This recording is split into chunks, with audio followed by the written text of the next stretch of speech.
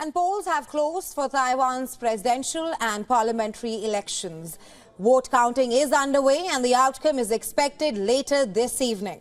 The much high-stake elections are being closely watched as China steps up its rhetoric over the self-ruled island. Polls opened at 8 a.m. local time at nearly 18,000 locations and closed at 4 p.m. local time. In these pivotal polls, the ruling Democratic Progressive Party, also known as DPP, is seeking a third term. They have fielded Vice President Lai Ching-te as their candidate. And early trends are showing the ruling party contestant leading by a narrow margin. But his main opposition, Hoi Yu-hee from the KMT party, is not far behind. Remember, he has been campaigning for establishing ties with China and is widely viewed as a pro-China contender. Meanwhile, Ko Wen-je from the Taiwan People's Party is a new entrant in the race. His support base comes from young voters for its focus on domestic issues. But he also wants to re-engage China, but insists that cannot come at the expense of protecting Taiwan's democracy and the way of life. The island's newly elected president will decide whether Taiwan sees a sovereign future.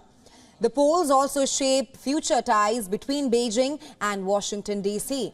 But the concern does not just end here. Taiwan supplies over half the world's semiconductor chips.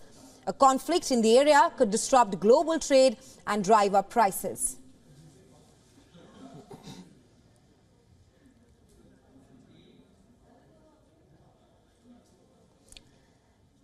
And the counting is underway in Taiwan. Election results will be announced today evening itself. And the high-stakes election are being closely watched. President Tsai Ing-wen could not run for the polls as she is over with her 2 terms. The polls open at 8 a.m. local time at nearly 18,000 locations. And here we can see that incumbent President Tsai Ing-wen was one of the early voters during the elections in Taiwan today. We can see her casting her vote in Taipei just a few hours ago. And the early trends are out in these pivotal elections. The ruling party, Tsai Ing-wen's party, DPP, is seeking a third term, and their contestant, Lai Ching-te, is leading the trends by a narrow margin, while on the other hand, KMT contestant Hoi Yu-je is behind Lai Ching-te in the polls today. And now, as vote counting continues, TVBS correspondent Jamie Lin has sent us this report from Taipei. Take a look. The polls in Taiwan closed at 4 p.m. local time, and the process of ballot counting is underway. I'm currently stationed outside the presidential office, and we will hear the announcement of the newly elected president in just a few hours. This year's voter turnout is expected to rival that of the 2020 general elections. With sunny weather all day and a widespread understanding of the election's critical importance, there's palpable excitement in the air. At the election headquarters of the 3 candidates, anticipation is mounting too. Supporters have convened at the various campaign offices, eagerly awaiting the results of the presidential and legislative elections. Election results are expected later tonight, although high voter turnout at some polling stations and city centers could cause delays in voting and vote counting. President Tsai will remain in power until May 20th, irrespective of tonight's outcome. Thus, the new president will have a waiting period of 4 months before officially taking office. On another note, the new legislature is poised to start its session in the Legislative Yuan on February 1st, meaning that President Tsai could be dealing with the legislature dominated by the opposition for the next few months. Once the new president is announced, all focus will turn to China's potential reaction. No major moves are expected tonight. However, any response, including a statement or perceived increase in military activity, will be a crucial indicator of the evolving dynamics in Taiwan-China relations for the next 4 years.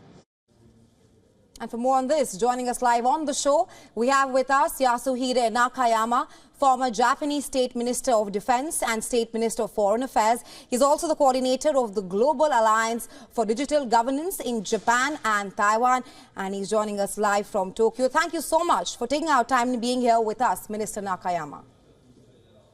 Hello, good evening from Japan. Thank you very much for inviting for the program. Pleasure's all yours, Mr. Nakayama. The polls in Taiwan have closed and the counting has begun. Help us understand how the election results today in Taiwan. How will that have an impact on the global and regional dynamics in the Asia-Pacific region? Yes. From China, the COVID-19 pandemic spread and rapidly around the world. After the pandemic began to subside, Russia launched an invasion war against Ukraine, which is still ongoing, as everyone knows. Next, Hamas, a group designated as a terrorist organization by the United States government and under financial sanctions by the Japanese government, launched a terrorist attack against Israel.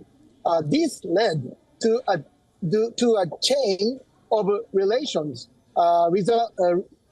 resulting in the loss of many lives. In Yemen, a group known as the Houthis side ships related to Japan and caused incidents that could affect the global supply chain network. In response, the United States and the United Kingdom bombed Houthis strongholds the day before yesterday. As you can see, many feel that the so-called flashpoints, long discussed even before the pandemic, are increasingly being hinted.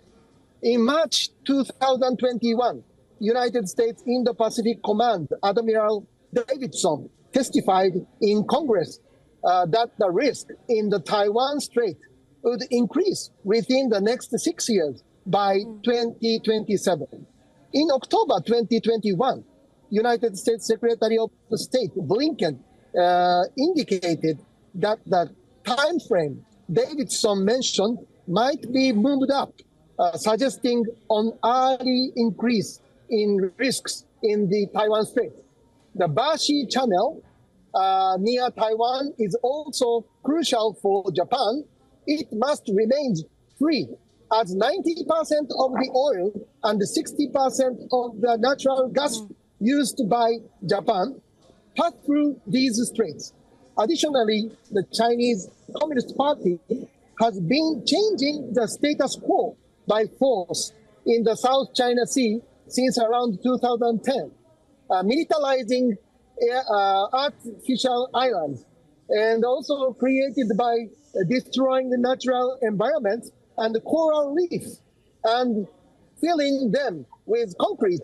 The longest of these islands has a runway of 3,750 meters and facilities for controlling satellites from the ground. Such actions, possibly violating international law, must be monitored by the world to ensure the seas remain free for navigation and economic prosperity. We must understand the true value of freedom and ensure security. Right, Mr. Nakayama. Yes, Minister Nakayama, you've clearly outlined the consequences of Taiwan's poll on Japan and in the Taiwan Strait as such, which also has one of the largest global shipping routes. Mr. Nakayama, you've also served as Japan's State Minister of Defense.